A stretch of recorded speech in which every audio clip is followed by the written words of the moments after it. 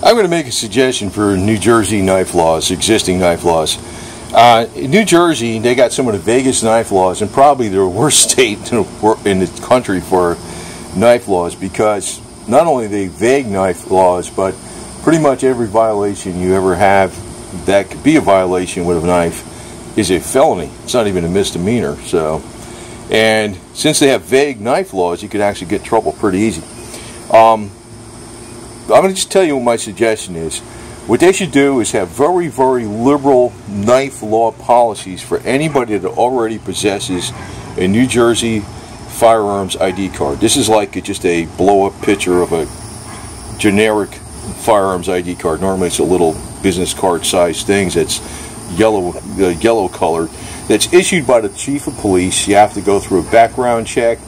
You have to have reputable sources verifying that you're of upstanding character. You have to have fingerprints, and they go through the whole 9 yards. The state background check, the FBI background check for fingerprints, and all this other garbage. And once you're issued this, you can buy, guns and ammo in New Jersey. I disagree with having to do this. I think it's an infringement on your rights. But since it already exists, and since it's been law since 1966, it's called the Arthur Sill Gun Control Act of 1966, pushed forth by State Attorney General Arthur Sill. But since it already exists, if you have this weapons permit, why not allow anybody to just carry anything that has this already, even though it's related to guns? Why not have it for knives? Now, the reason I'm showing a car here with the engine, I typically don't use it. Well, I don't use a knife as a weapon. I don't even hunt anymore. I haven't gone hunting for a million years. I don't go fishing, but I use a knife for working on things. And sometimes I don't know if we're going to use it for anything or not, but in New Jersey you have to have a specific purpose if you're carrying a knife. So you can carry like that kind of knife right here. This is a multi-tool that has a knife in it. A little bulky though. You can carry an ordinary pocket knife, which means it doesn't lock back like a Swiss Army knife. But you have to have a specific purpose. It's not just in case you need it. So for instance, you're going to go do electrical work or something like that, or I don't know, whatever you're doing. You're just doing some work on your car.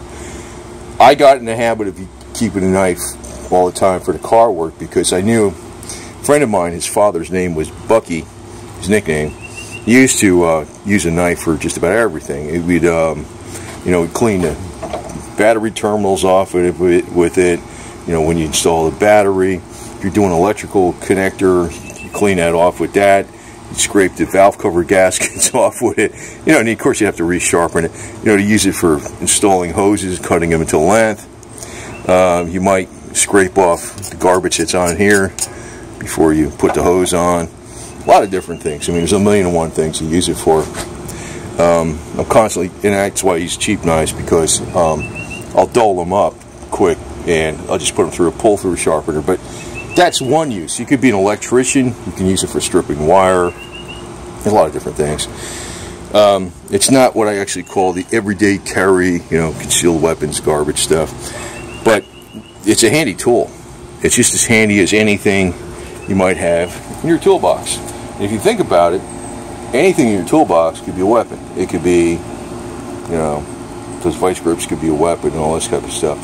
Now, the other thing is they have a law against dangerous weapons, which can be defined as anything that could be considered, that could be used as a weapon, which could be pretty much anything.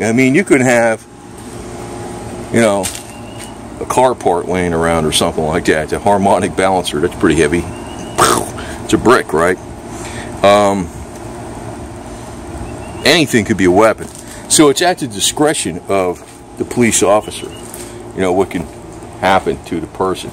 Now, New Jersey, they have some of the highest tax, well, they do, probably overall, New Jersey is the most heavily taxed, regulated, fee-driven state in the entire country.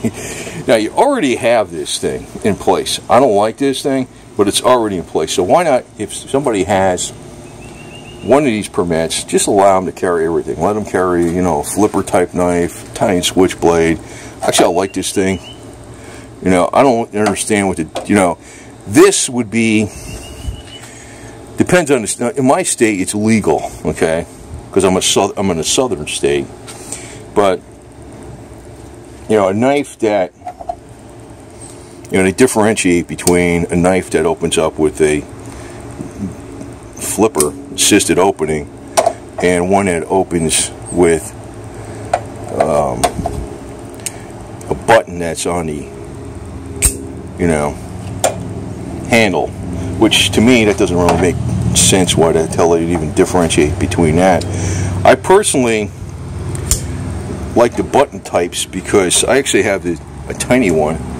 It's right here, and it's got a button on it. This would be very illegal in New Jersey to even possess, but I use it, you know, on a car, and I like the serrated edge for like stripping the wires and all this kind of stuff like that. If you got to strip insulation off the wires, or sometimes these zip ties. You ever try to cut these with a just straight edge?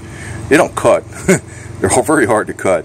You can cut them with the serrated edge. You can also cut hoses cleaner with this serrated edge. So a lot of times, you know, if I stall something like this, I'll use a serrated edge. But it's like, you know, it's a tool. It's not just a weapon. That's the thing. It is a tool. It's a bona fide tool. So I don't see why, you know, since they have this damn gun weapons permit ID card already, and you had to be cleared. I mean, you got to go through so much stuff. I mean, it's about as stringent to get this thing as it is to become, you know, a law officer in a lot of other states practically, except for the, you know, the physical requirements. You got to have a, you know, upstanding moral character. You got to provide 2 references, usually that you knew at least 10 years. You got to show your addresses going all the way back, former addresses, your fingerprints, and they can still deny it just by somebody you might know, that you might be associated with, even though you never committed a crime. Say, for instance, you were married to a woman that she committed a felony 15 years ago. They might say, you know, you can't get this firearms ID card. That's how strict they are. So currently the law is, this firearms ID card has absolutely nothing to do with knife laws in New Jersey. But I'm thinking is, since they already got it, why not just liberalize a lot of these knife laws and say anybody that has this firearms ID card can carry any knife, or at least open up a lot more knives that they can carry, and not have them subjected to the lawful purpose at the time law. In other words, you know, if you're working on, you're doing stuff and you think you might need a knife for something, and at times, some days you need a knife and sometimes you don't, it's like the lawful purpose clause is you can only carry, you know, an ordinary pocket knife, not a lockback, or, you know, a multi-tool or something like that, not a lockback. You can carry that when you have a specific purpose. Like, in other words, if you're going fishing, you can carry, you know, a straight, you know, blade or something like that. If you're going hunting, you can carry the blade. But then you can't carry a blade. You can't even own one of these with a push button.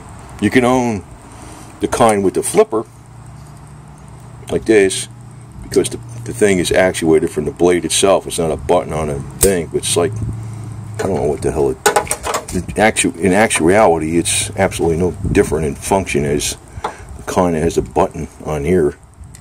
You know, I mean, what the hell's the difference? I mean, they should just liberalize the hell out of the laws in there if you have one of these ID cards. And it's already there. I mean, it's not like the ID card's going to go away. It's been the law since 1966, so it's been a law for over 50 years, 52 years now. So, you know, why not? Anybody's got an ID card, leave them alone. The other thing is they have dangerous weapons, too. They talk about not just white knives, but dangerous weapons. And, you know, it could be something like, you know, they could be looking in your car. And, you know, I start thinking about this. I have I have it in here someplace. I got a ratchet in here or some garbage. That is, yeah, it could be, you know, it's for my, shit, where the hell is it? Yeah, it was in my toolbox. It's a transfer case filler. I got it in there, so this could be a weapon too. So, I mean, really, come on, man. So it's all at their discretion. That's one thing that's kind of dangerous about New Jersey law. And so I'm thinking, if you got the Firearms ID card, you should just like say, okay, I got a Firearms ID card. You know, like you're not gonna say I got a dangerous weapon because I have a wrench on me, or I have a pocket knife, or you know, even a assisted opening switchblade type, or a switchblade or assisted opening knife. It's just a thing, right? And it can also be argued that, you know, this ratchet puller come along could be considered a dangerous weapon, even though, you know, it's in a 4x4, and you could say, well, I'm not driving around in a off-road environment at the time, so why do you have it with you, right? Right. That's the kind of stuff. And you could say, well, it's just in case I'll need it later. Well, that's not a lawful purpose. Just in case you need it later doesn't mean anything. That's New Jersey for you. So if you have a Firearms ID card, I mean, you obviously have been cleared of a lot of different things already. They fingerprinted you. They did all this other stuff. Background checked you up to the yin yang. They approved you by the police chief. Why not just leave those kind of people alone and make that in the law itself? Good suggestion, right? Too much common sense, but I kind of doubt the politicians really care up there. So that's what goes on. Yeah, I also want to point out that in the southern states you have far more knife rights than you do in any of the northeast states, and that's good. There are knife rights that are applicable to anybody of any race, gender, creed, or color. And you know, despite what the North keeps saying about the South, it seems like the South has a lot more freedoms and individual rights. So keep on trucking, Southerners. And of course, in the South, we have some of the most honest law enforcement going. Look at Roscoe P. Coltrane, right? There you go.